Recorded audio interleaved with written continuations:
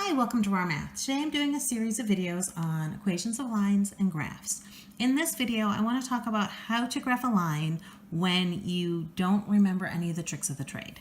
So for this first one, I have negative 6y equals 18, and I have a bunch of x values. This is kind of our trick for graphing, is you just come up with a table, put in your inputs. X is normally the input, y is normally the output, and just come up with ordered pairs, plot the ordered pairs, and connect.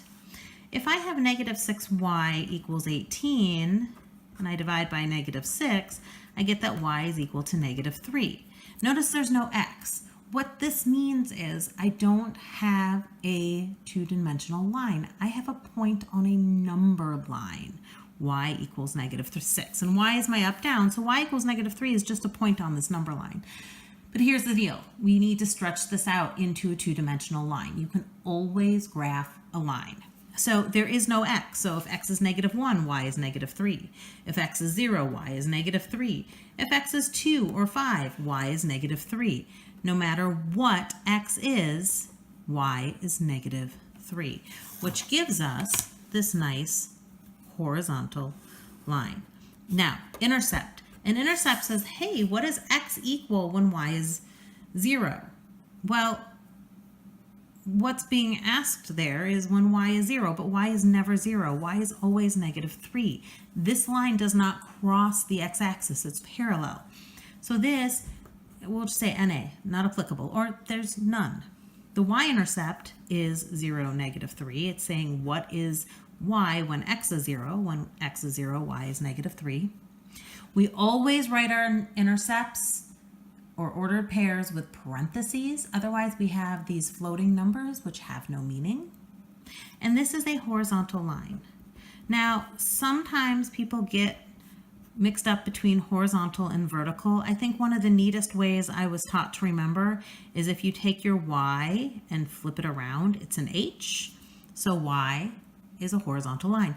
The way I actually do it is this looks like the horizon, and horizon or horizontal line both have that same prefix, which allows you to remember that a horizontal line has to follow the horizon, which means it looks like this. Okay, x equals 4, same deal as before. X is 4. X is always 4, which means this is not possible. X is 4 is a point on a number line. That's it. And what we need to do is we need to take that point and stretch it out into a two-dimensional graph.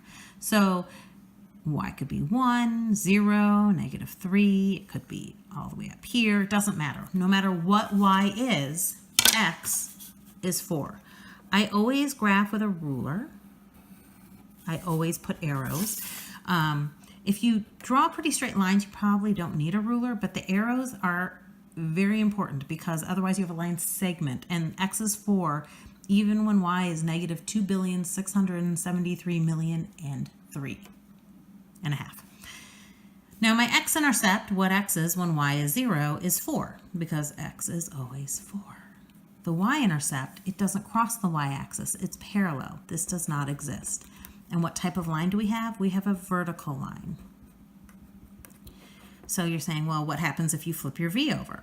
Well, if you flip your v over and just put it right under your original v, you have something that looks like an x. So you flip your v over, you turn your v into an x. You flip your y over, you have something that looks like an h. All right, I hope you've enjoyed this video. Please subscribe to my YouTube channel, like my Facebook page, and I'll see you in the next video. Thanks.